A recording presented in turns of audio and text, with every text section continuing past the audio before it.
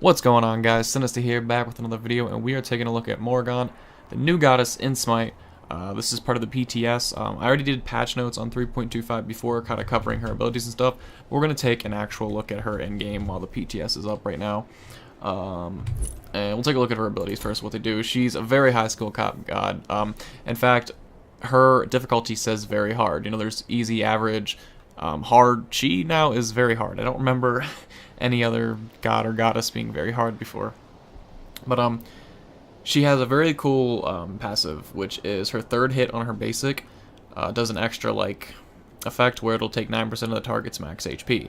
So you can honestly build her attack speed, and I did that messing around in just practice before I got in this, and attack speed actually isn't that bad on her, especially with that third hit proc. But I don't think you're going to see it. It's mainly going to be ability based, so we build it according to that. But a very cool passive like that, and it lasts for 3 seconds too. Her first ability is kind of a cone effect, and it is going to deal damage and spawn kind of mirror images of herself to do that as well. Her second is a line, which of course is going to send out a wave, and it's going to deal bonus damage to minions. So that's probably going to be your first ability you're going to want to upgrade. And it does bonus damage to gods as well. So that's kind of weird, but okay, no, that's part of the omen. After you deal damage with it, they get kind of cursed, and after that, they will receive bonus damage. So that's really cool. I think that's how that works. I don't even know. I'm confused on that. We'll see how that plays out. Third ability is a stealth. Of course, you send it out, and we'll see it in action. But basically, it's a stealth, and the fourth is being able to copy anything. So this is what her one looks like. Wow. Okay, so this effect is much cooler than on her regular skin. I guess because they're promoting Celtic. You don't see the logo in the center like that, and it's not green. That's really awesome, because the regular one didn't look that great. I guess it's the green that makes it stand out. But it is kind of a reverse cone, and so I mean you could group up multiple enemies in it as well, and it's going to just deal damage like that, and it stuns them. I don't remember it saying stun. That is not what I wanted to do. That it stunned them. Okay, no, it does. I don't know if they just added that or what. I don't remember it saying that before. But yeah, it does a decent amount of damage too. 642 with max, without the Soul Reaver proc. So 2. It's actually a really long line. At least it seems like it to me. And it's gonna look like that. And you see the little omen. It's a little hourglass type thing. So I guess they just take extra damage. We'll see. We're hitting for 183s.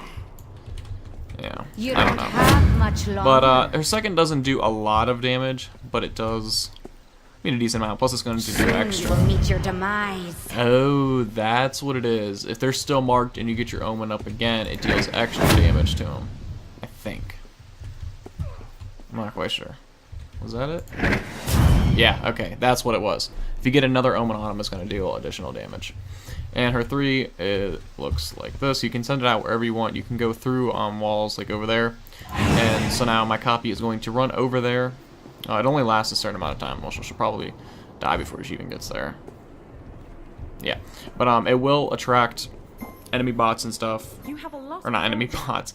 But it will, the enemy gods will see it and they'll think it's you coming at them. But I mean, it's going to be kind of obvious. It's a mixture of like Sun Wukong, his ultimate, and kind of an Izanami thing.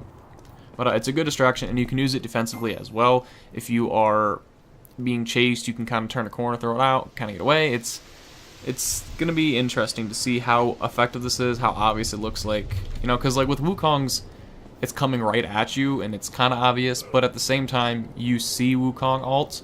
You might not always see a Morrigan, so if you just see him running around the corner, you're gonna think it's them. But it'll allow for some cool ganks if it plays off, you know, as it's supposed to. And her ult is, of course, probably the most unique ult in the game, and that is the ability to change into any god in the game, your team or the enemy team, for a certain amount of time. You copy their build, you copy all their abilities, but your ability points scale according to theirs. So if I have max in my 2, Ra's going to have max in his 2 and not his 1. So take an account to that. But yeah, it's I'm liking her. I think she's super cool. What is going on here? Okay. I mean, you can see how hard she hits if we start off with throwing out the decoy. Coming in from behind. That's without just any basic, so it's really cool. I want to see how much damage her third basic would actually do. So, I mean, Raw doesn't have a lot of health, so it's not really doing that much. But that stunt, well, if I wasn't... But, she kind of hits really hard. Again, this is a Raw bot, but, I want to see just how quick... Because if you get the stun off, your 2 is going to be a lot easier to hit. So, if you can get behind them invisible... I think she benefits greatly from her her ability to go invisible and just the burst that it gets from, because like being invisible and being able to get behind someone like that and stun them real quick is it's basically low-key but being able to stun. I mean, it just makes the 2 almost impossible to miss, because they're there for a second, unless they beat it, of course, but then that's just burning beads, which is nice. So she has the ability to just burst people down, but then again, if you do use your stealth, you're not going to be able to get away, really. Unless you benefit from someone else being on the map, where you can ult and be like a Sun Wukong and then hit your 3, I don't know. But, again, I just want to see kind of the burst that she has. Because that was a little ridiculous, honestly, because I need to get my 2 off. I missed my 2 and just 1 basic was hard enough. But that's crazy. Again, skill cap is high, but she looks so amazing. She looks like she's going to see a lot of play. The no getaway might hurt a little bit, but the decoy is really nice. And the ultimate is just ridiculous. But I didn't see the cooldown on the ult. I thought it like scaled to whatever like the enemies was. Okay, wow, whoa. Okay, yeah, so you're gonna want to upgrade your ult whenever possible. It scales from 112 to 56. That is, oh my gosh. Alright, well, that's gonna force you to put a point into your ultimate and not get into your 1 or 2 quicker, but jeez.